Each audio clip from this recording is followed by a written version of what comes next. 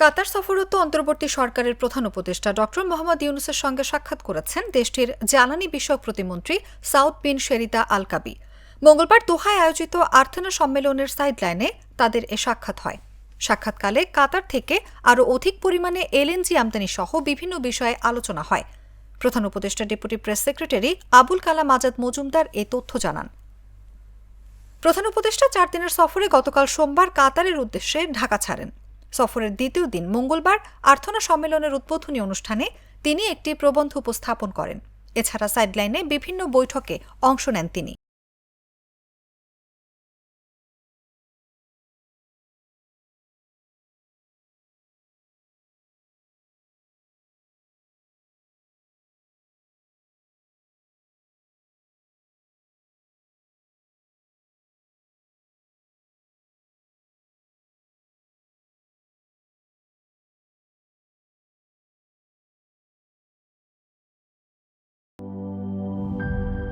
Lily হালাল beauty soap, BSTI কর্তৃক সনদপ্রাপ্ত দেশের প্রথম হালাল বিউটি সোপ। দীপ্তিময় উজ্জ্বল ত্বকের জন্য।